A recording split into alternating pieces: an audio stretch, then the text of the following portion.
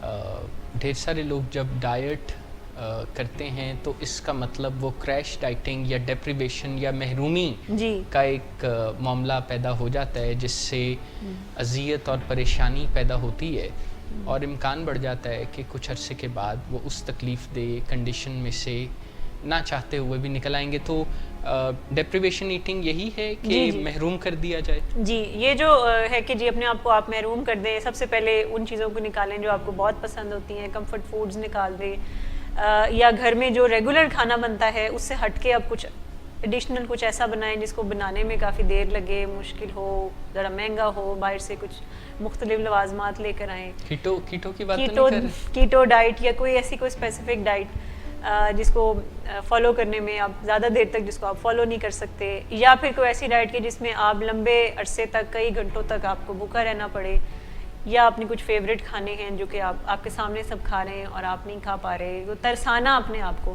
سو یہ جتنی بھی یہ ترسانے والی ڈائٹس ہوتی ہیں ایکچولی یہ ورک نہیں کرتی ہیں. 3 وجوہات ہیں اس کی.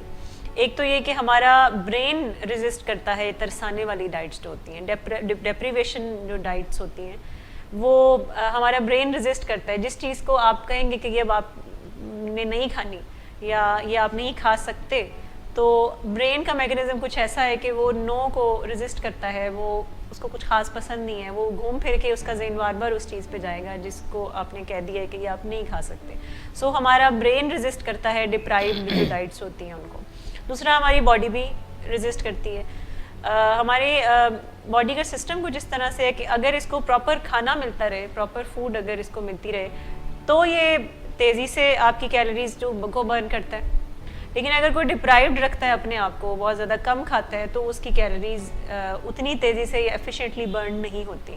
یہ کانسیپٹ سمجھنا بہت ضروری ہے کیونکہ ہمیں لگتا ہے کہ بھوکا رہنے سے ہماری جو ہے وہ کیلوریز برن ہوں گی، لیکن باڈی کا سسٹم کچھ اور ہے کہ وہ جو کیلوریز برن کرنے کا سسٹم ہے وہ تب زیادہ ایفیشینٹلی کام کرتا ہے جب آپ کو پراپر فوڈ ملتا ہے.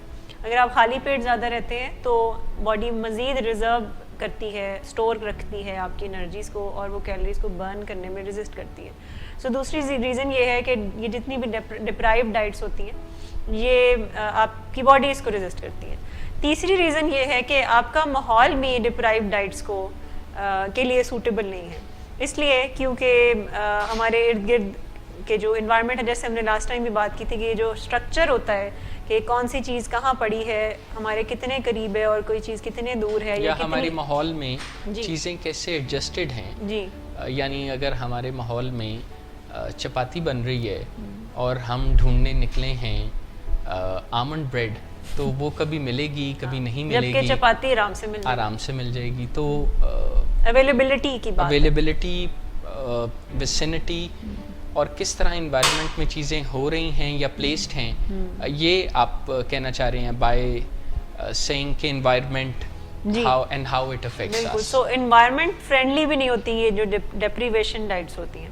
سو 3 ریزنز ہیں جو اس کی وجہ سے کہا جاتا ہے کہ یہ جتنی بھی ایسی ڈائٹس جو کہ آپ جس میں بہت مشقت کرنی پڑتی ہے، جس میں اپنے آپ کو بہت سی چیزوں سے محروم رکھنا پڑتا ہے، اور جو بہت ہی مشکل ہوتی ہیں، ہارڈ کور ڈائٹس ہوتی ہیں، یہ ہمارا برین ریزسٹ کرتا ہے، ہماری باڈی ریزسٹ کرتی ہے، اور ہمارا جو ارد گرد کا ماحول ہے وہ بھی اس کے لیے سوٹیبل نہیں ہے کیونکہ آپ وہ زیادہ دیر تک فالو نہیں کر سکتے.